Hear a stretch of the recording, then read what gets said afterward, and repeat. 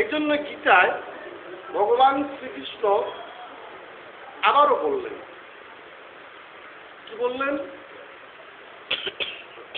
আমরা সবাই জানি যে বেদ আমাদের আদি ধর্মগ্রন্থ, কিন্তু ভগবান শ্রীকৃষ্ণ এখানে কি বললেন? বলছে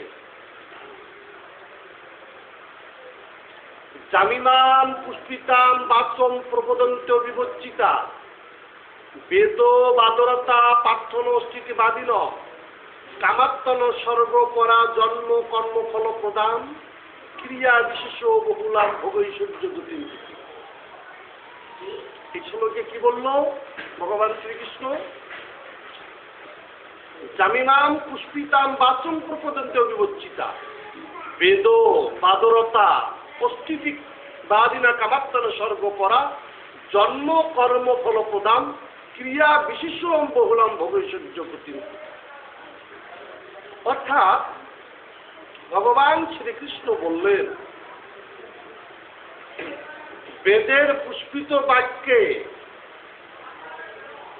এই জগৎ জীব আকৃষ্ট হয়ে,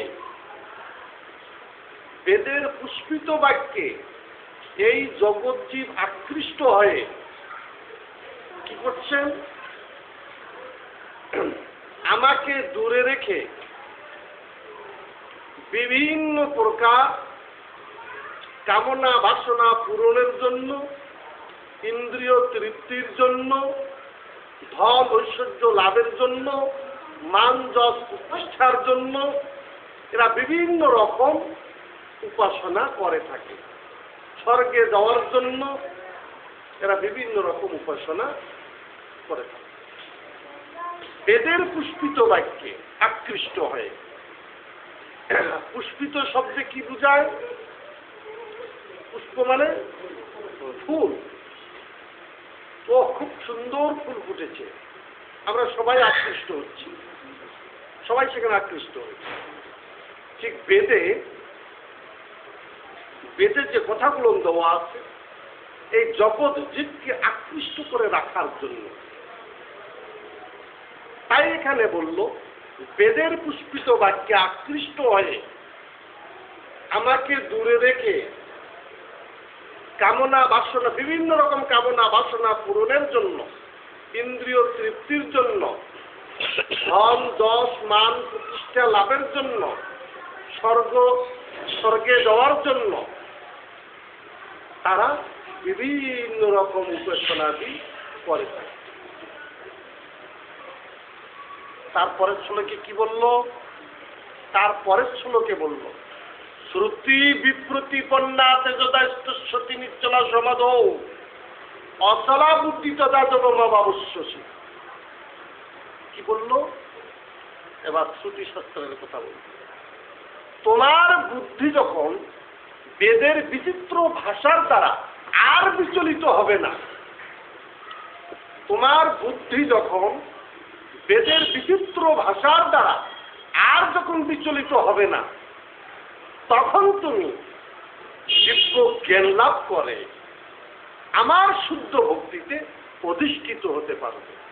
হরি বল, হরে কৃষ্ণ। দেখেছেন কথাটা? এখানে বোঝা বিরাট বিষয় আছে। কিন্তু জগৎ জীব কোথায় আকৃষ্ট? কিসে আকৃষ্ট? বেদে। কোথায় আকৃষ্ট? বেদে আকৃষ্ট। তাই কি সনাতন সমাজ কিসে যুক্ত আছে? বেদে যুক্ত আছে। কি তাই না? বেদ কার দান? কে দিয়েছেন? ভগবানই দিয়েছেন। কে দিয়েছেন? ভগবানই বেদ দিয়েছেন। আমাদের আদি ধর্মগ্রন্থ কি যদি আমরা জিজ্ঞাসা করি কি বলবো? বেদ, তাই না? অথচ ভগবান শ্রীকৃষ্ণ এখানে কি বললেন? তোমার বুদ্ধি যখন বেদের বিচিত্র ভাষার দ্বারা আর বিচলিত হবে না,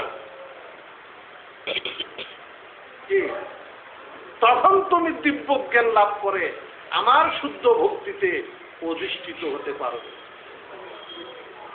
তাহলে কি বুঝাইলো? বেদের বুদ্ধিতে যুক্ত থাকতে বললো কি না, সে কথা বলল। এই জন্য এখানে বোঝার বিষয় আছে, বিভিন্ন দেবদেবী উপাসনা, বিভিন্ন যাজ্ঞাদি, বিভিন্ন ধ্যান তপস্যা সব বিযুক্ত, এগুলো সব বিযুক্ত, এগুলো বেদবর্জিত নয়। কিন্তু যতক্ষণ পর্যন্ত আমরা এই বেদোক্ত বৈদিক কার্যগুলো করব, ততক্ষণ পর্যন্ত আমরা কি ভগবত ধামে যেতে পারব না।